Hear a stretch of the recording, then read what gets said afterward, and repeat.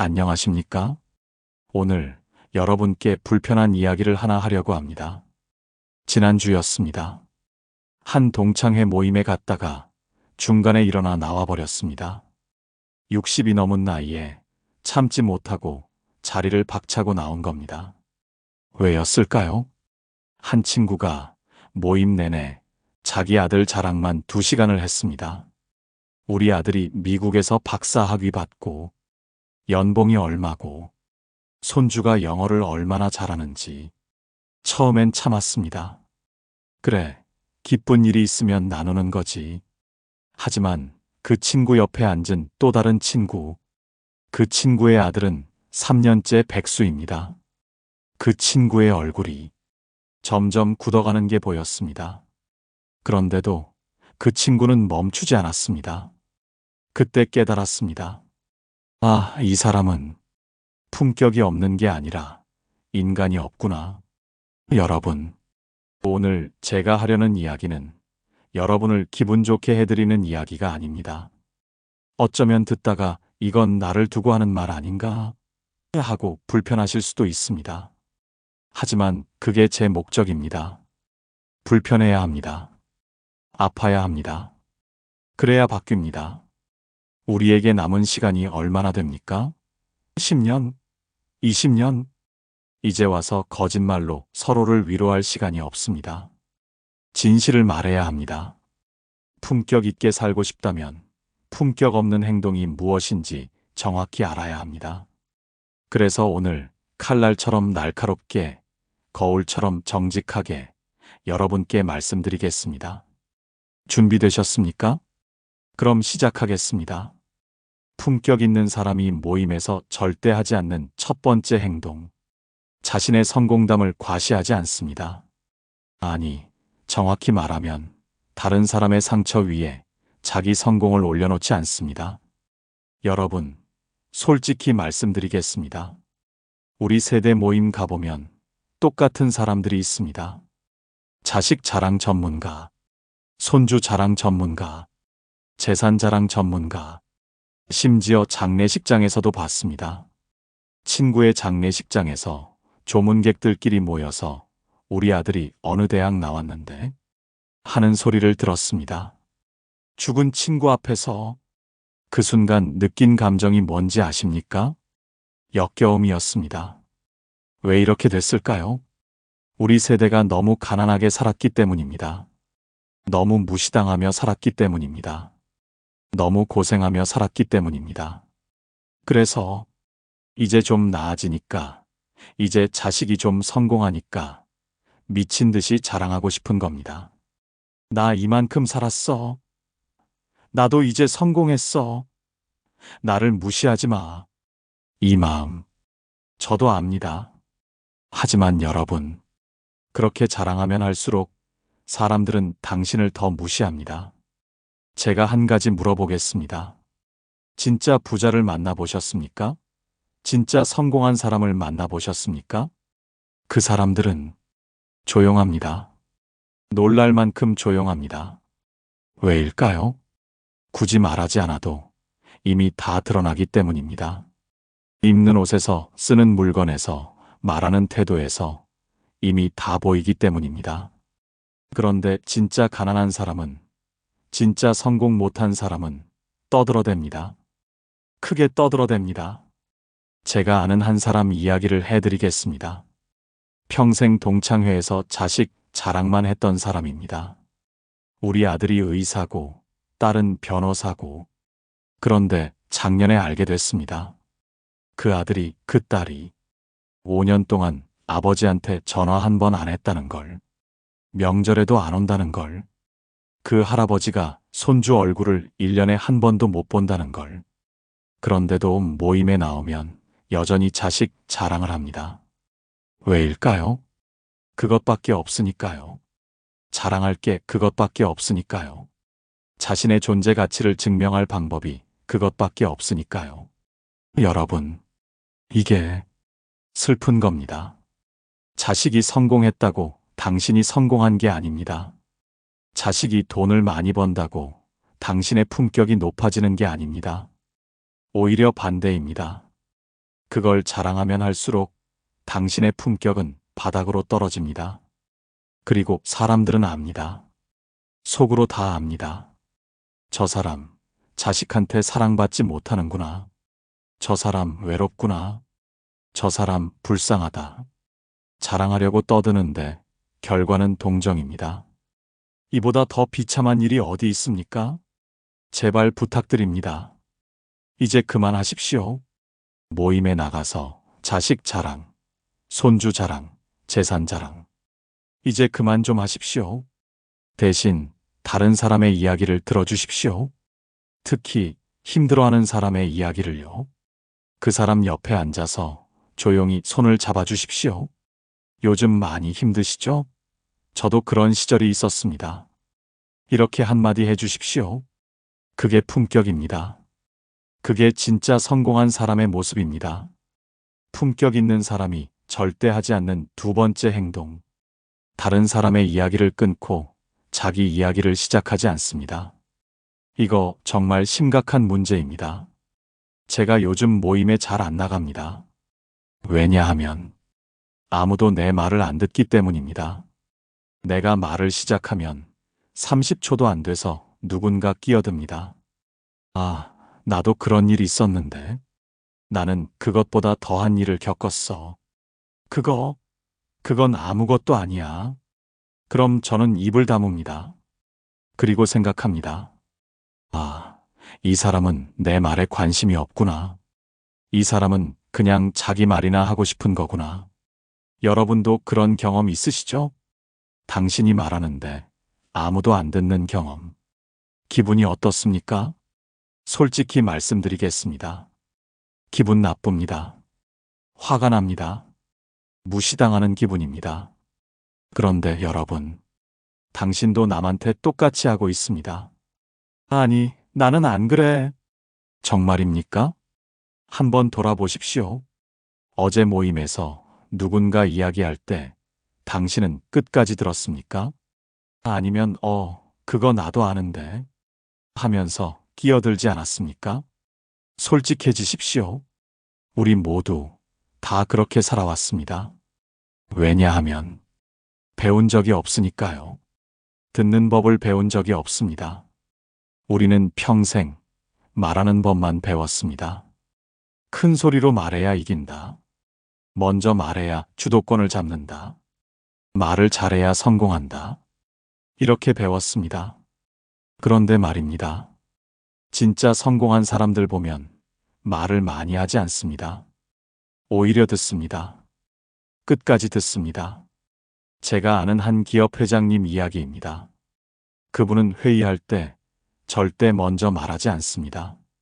모든 사람의 의견을 다 듣고 제일 마지막에 말합니다. 그것도 아주 짧게. 좋습니다. 그렇게 하시죠. 또는 다시 한번 생각해 보시죠. 그게 답니다. 그런데 우리는 어떻습니까? 회의 시작하자마자 자기 의견부터 쏟아냅니다. 남의 말은 듣지도 않고 내 생각은 이래. 내가 보기엔 저래. 이게 무슨 회의입니까? 이건 독백입니다. 그리고 나중에는 이렇게 말합니다. 요즘 애들은 내 말을 안 들어. 요즘 사람들은 나를 무시해. 당연합니다. 당신이 먼저 남의 말을 안 듣고 남을 무시했으니까요. 뿌린 대로 거두는 겁니다. 제가 여러분께 단도직입적으로 묻겠습니다.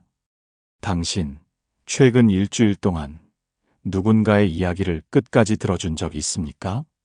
끼어들지 않고, 평가하지 않고, 조언하지 않고, 그냥 들어주기만 한 적이 있습니까?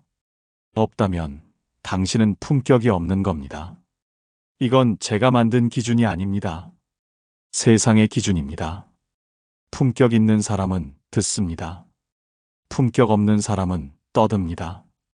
이제부터라도 연습하십시오. 누군가 이야기할 때 입을 꾹 다물고 들어보십시오. 처음엔 힘듭니다. 끼어들고 싶어서 미칠 것 같습니다. 참으십시오. 그리고 상대방이 다 말할 때까지 기다리십시오. 그 다음에 이렇게 물어보십시오. 그래서 기분이 어떠셨습니까? 딱 이 한마디만 하십시오. 그럼 신기한 일이 일어납니다. 상대방의 눈빛이 달라집니다. 당신을 보는 눈이 달라집니다. 이 사람은 나를 이해하는구나. 이 사람은 나한테 관심이 있구나. 이렇게 느낍니다. 그게 품격입니다. 품격 있는 사람이 절대 하지 않는 세 번째 행동. 없는 사람을 흉보지 않습니다. 여러분, 이제 핵심을 찌르겠습니다. 우리 세대 모임, 특히 60대 이상 모임에서 가장 흔한 대화가 뭔지 아십니까? 흉입니다. 없는 사람 흉. 그 사람 있잖아. 이렇게 시작해서 30분을 흉을 봅니다. 그리고 다들 거기에 거듭니다. 맞아. 나도 그렇게 생각했어. 원래 그 사람이 좀 그래. 그 집안이 다 그렇더라. 이게 뭡니까? 이게 사람이 할 짓입니까? 여러분, 제가 지난달에 목격한 일입니다. 한 친구의 생일 모임이었습니다. 7명이 모였는데 1명이 늦게 온다고 했습니다.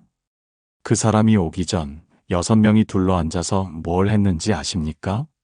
그 사람 흉을 봤습니다. 요즘 저 사람 아들이 사업 망했대. 부부 사이도 안 좋다더라. 돈 빌려달라고 할 것 같으니까 조심해. 30분 동안 그 이야기만 했습니다. 그리고 그 사람이 들어왔습니다. 그 순간 모두가 어떻게 했는지 아십니까? 웃으면서 반겼습니다. 왔어? 오랜만이야. 어디 아팠어? 얼굴이 안 좋네. 많이 힘들지? 괜찮아? 역겹습니다. 정말 역겹습니다. 이게 친구입니까? 이게 동료입니까? 이건 뱀입니다. 독을 품은 뱀입니다. 앞에서는 웃고 뒤에서는 찌릅니다. 여러분, 솔직히 말씀드리겠습니다. 당신도 그런 자리에 있어 본 적 있을 겁니다. 그리고 당신도 거기에 거들었을 겁니다. 나는 말하지 않았어. 그냥 듣기만 했어. 거짓말입니다. 듣는 것도 참여입니다. 고개 끄덕이는 것도 동의입니다. 침묵하는 것도 공범입니다. 그 자리에 있었다면 당신도 똑같습니다. 더 심각한 건 오늘 당신과 함께 남의 흉을 보는 그 사람들이 내일은 당신 흉을 본다는 겁니다. 이게 세상 이치입니다. 당신이 없는 자리에서 그 사람들이 모여서 당신 이야기를 합니다. 그 사람도 요즘 좀 이상해. 자식들이 연락을 안 한대. 경제적으로 힘들다더라. 똑같이 합니다. 왜냐하면 그게 그 사람들의 수준이니까요. 제가 묻겠습니다. 당신은 어떤 사람입니까? 그런 자리에서 그냥 듣기만 하는 사람입니까? 아니면 그런 이야기는 그만합시다라고 말할 수 있는 사람입니까? 솔직해지십시오. 대부분은 전자입니다. 왜냐하면 용기가 없으니까요. 내가 그렇게 말하면 분위기 깨지잖아. 나만 이상한 사람 되잖아. 나도 나중에 타깃이 될 수 있잖아. 이런 생각하시죠?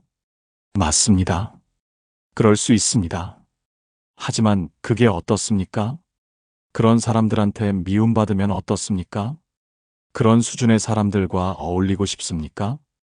진짜 품격 있는 사람은 그런 자리에 아예 가지 않습니다. 처음엔 갔다가 그런 분위기를 느끼면 2번 다시 안 갑니다. 왜냐하면 자기 품격이 떨어지는 게 느껴지니까요. 제가 5년 전에 한 동창회를 끊었습니다. 만날 때마다 없는 사람 흉만 보는 모임이었습니다. 처음엔 참았습니다. 하지만 어느 날 그 자리에서 나온 후 집에 와서 거울을 봤는데 제 얼굴이 더러워 보였습니다.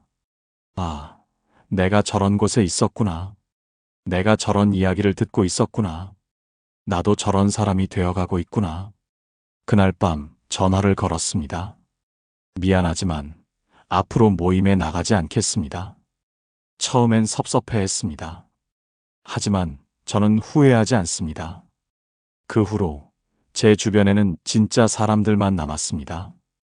흉보지 않는 사람들, 뒤에서 칼 꽂지 않는 사람들, 정직하고 따뜻한 사람들. 이제 모임이 즐겁습니다. 만나고 오면 기분이 좋습니다. 여러분, 이제 선택하십시오. 남의 흉보는 모임에 계속 나갈 겁니까? 아니면 용기 내서 그 고리를 끊겠습니까? 품격은 선택입니다. 품격 있는 사람이 절대 하지 않는 네 번째, 그리고 마지막 행동. 약한 사람을 함부로 대하지 않습니다. 이게 핵심입니다. 이게 전부입니다. 제가 지금까지 말씀드린 세 가지는 사실 준비 운동이었습니다. 진짜 품격은 여기서 판가름 납니다. 약한 사람 앞에서. 여러분, 제가 작년에 목격한 장면을 말씀드리겠습니다. 한 고급 레스토랑에서였습니다. 옆 테이블에 70대로 보이는 부부가 앉아 있었습니다. 옷차림을 보니 부유한 사람들이었습니다. 그런데 그 남자가 웨이터를 부르는 방식이 손가락으로 탁탁 테이블을 쳤습니다. 야! 그리고 반말로 주문했습니다. 물 가져와. 이거 다시 데워. 빨리 안 와? 그 젊은 웨이터의 얼굴을 저는 잊을 수가 없습니다. 참고 또 참으면서 네, 손님 하는 그 모습. 그런데 더 충격적인 건 그 남자의 부인도 아무 말이 없었다는 겁니다. 당연하다는 듯이 남편이 웨이터를 함부로 대하는 걸 지켜보고 있었습니다. 그 순간 제 머릿속에 떠오른 생각이 뭔지 아십니까? 저 사람들 집에서는 어떻게 살까? 자식들한테는 어떻게 대했을까? 손주들한테는 어떻게 대할까? 그리고 확신했습니다. 저 사람들 절대 행복하지 않을 거라고. 왜냐하면 약한 사람을 함부로 대하는 사람은 결국 모든 사람을 함부로 대하기 때문입니다. 자식도, 배우자도, 친구도. 여러분, 당신은 어떻습니까? 식당 가면 종업원한테 어떻게 대합니까? 택시 타면 기사님한테 어떻게 대합니까? 아파트 경비원 만나면 어떻게 대합니까? 마트 계산원한테는요? 배달 오신 분한테는요? 솔직히 대답해 보십시오. 존댓말 쓰십니까? 아니면 반말 쓰십니까? 고맙습니다 하십니까? 아니면 당연하다는 듯이 받기만 하십니까? 이게 품격입니다. 이게 바로 품격입니다. 강한 사람 앞에서, 부자 앞에서, 권력자 앞에서 아무리 공손해봤자 소용없습니다. 그건 품격이 아니라 비굴함입니다. 진짜 품격은 약한 사람 앞에서 드러납니다. 제가 평생 잊지 못하는 분이 있습니다. 제가 30대 때 한 대기업 회장님을 뵌 적이 있습니다. 그분과 엘리베이터를 함께 탔는데 중간층에서 청소하시는 아주머니가 타셨습니다. 그 회장님이 아주머니께 먼저 인사하셨습니다. 수고 많으십니다. 그리고 아주머니가 내릴 때 엘리베이터 문을 손으로 잡아주셨습니다. 조심히 가십시오. 저는 그날 진짜 품격이 뭔지 배웠습니다. 그분은 수천 명의 직원을 거느린 회장이었지만 청소하시는 아주머니한테 그렇게 대하셨습니다. 그게 품격입니다. 그런데 우리는 어떻습니까? 경비 아저씨 지나가면 못 본 척합니다. 청소하시는 분 지나가면 길을 비키라고 눈빛으로 압박합니다. 식당에서 주문하면 빨리빨리 재촉합니다. 이게 뭡니까? 이게 사람입니까? 더 심각한 건 이런 행동을 자식들이 봅니다. 손주들이 봅니다. 그리고 배웁니다. 아, 약한 사람은 함부로 대해도 되는구나. 아, 돈 없는 사람은 무시해도 되는구나. 당신이 그렇게 가르치는 겁니다. 말로 가르치는 게 아니라 행동으로 가르치는 겁니다. 그리고 나중에는 이렇게 말합니다. 요즘 애들은 버릇이 없어. 요즘 젊은 사람들은 예의가 없어. 웃깁니다. 당신이 그렇게 키웠으면서 왜 자식 탓을 합니까? 제가 여러분께 제안합니다. 오늘부터, 아니, 지금 당장 바꾸십시오. 내일 식당 가면 종업원한테 존댓말 쓰십시오. 물 좀 주시겠어요? 감사합니다. 택시 내릴 때 수고하세요 한마디 하십시오. 경비 아저씨 만나면 안녕하세요 인사하십시오. 배달 오시면 고생하셨습니다 하십시오. 이게 뭐 그리 어렵습니까? 한 푼도 안 듭니다. 1초도 안 걸립니다. 그런데 이 한마디가 당신의 품격을 결정합니다. 당신이 어떤 사람인지를 이 한마디가 말해줍니다. 여러분, 25분 동안 불편한 이야기를 많이 했습니다. 어떠셨습니까? 혹시 중간에 이거 나 얘기 아닌가? 하고 찔리신 부분 있으셨습니까? 있었다면 다행입니다. 찔려야 합니다. 아파야 합니다. 아파야 바뀝니다. 저도 오늘 이 이야기를 하면서 제 자신을 돌아봤습니다. 그리고 부끄러웠습니다. 저도 했습니다. 다 했습니다. 자식 자랑도 했고, 남의 말 끊기도 했고, 없는 사람 흉보기도 했고, 약한 사람 함부로 대하기도 했습니다. 특히 제일 부끄러운 기억이 하나 있습니다. 10년 전쯤이었습니다. 한 식당에서 젊은 여자 종업원이 실수로 제 옷에 물을 쏟았습니다. 저는 그때 소리를 질렀습니다. 뭐 하는 거야? 조심 좀 하지. 그 종업원이 눈물을 글썽이며 사과했습니다. 죄송합니다. 정말 죄송합니다. 저는 투덜거리며 자리를 떴습니다. 그런데 말입니다. 집에 오는 길에 문득 깨달았습니다. 그 여자 종업원, 제 딸 또래였습니다. 어쩌면 누군가의 딸이고 누군가의 소중한 사람이었을 겁니다. 하루 종일 서서 일하고 손님들한테 치이고 힘들게 살아가는 사람이었을 겁니다. 그런데 저는 그 사람을 한 명의 인간으로 본 게 아니라 실수한 종업원으로만 봤습니다. 그날 밤 잠을 잘 수가 없었습니다. 다음 날 그 식당에 다시 갔습니다. 그 종업원을 찾아서 사과했습니다. 어제 제가 너무 심하게 대했습니다. 정말 죄송합니다.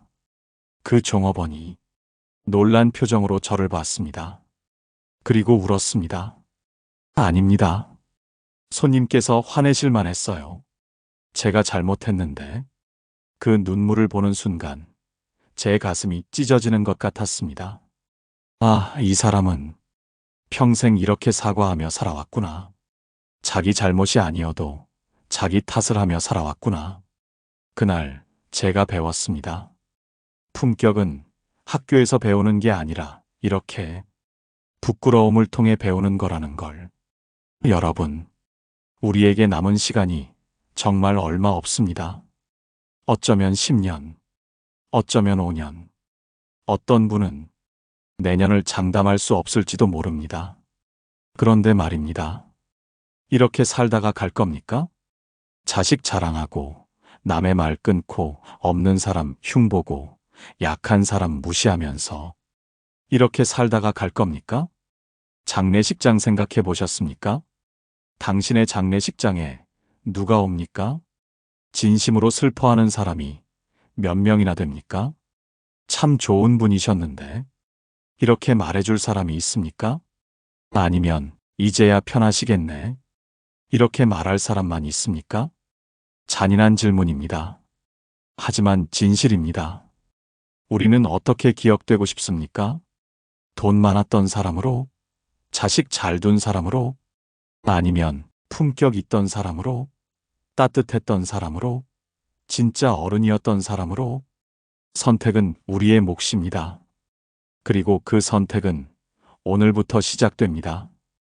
지금 이 순간부터 내일 모임 나가면 자식 자랑하고 싶어도 참으십시오. 대신 힘들어하는 친구의 손을 잡아주십시오.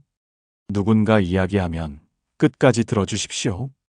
흉보는 이야기 나오면 용기 내서 말리십시오. 그런 이야기는 하지 맙시다. 식당 가면 종업원한테 존댓말 쓰십시오. 택시 타면 기사님께 고맙습니다 하십시오. 이렇게 하나씩 하루에 하나씩만 바꿔도 1년 후에는 당신이 완전히 다른 사람이 되어 있을 겁니다. 사람들이 당신을 보는 눈이 달라져 있을 겁니다. 무엇보다 거울 속에 당신을 보는 당신 자신의 눈이 달라져 있을 겁니다. 제가 요즘 아침마다 거울을 보면서 묻습니다. 너는 오늘 품격 있게 살 것인가? 그리고 밤에 다시 묻습니다. 너는 오늘 품격 있게 살았는가? 완벽하지 않습니다. 여전히 실수합니다. 하지만 노력합니다. 매일매일 조금씩 더 나은 사람이 되려고 노력합니다. 그게 전부입니다. 품격은 완벽함이 아닙니다. 품격은 노력입니다.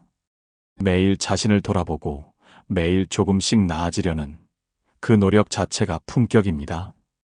여러분, 우리 남은 시간 동안 품격 있게 삽시다. 떳떳하게 삽시다.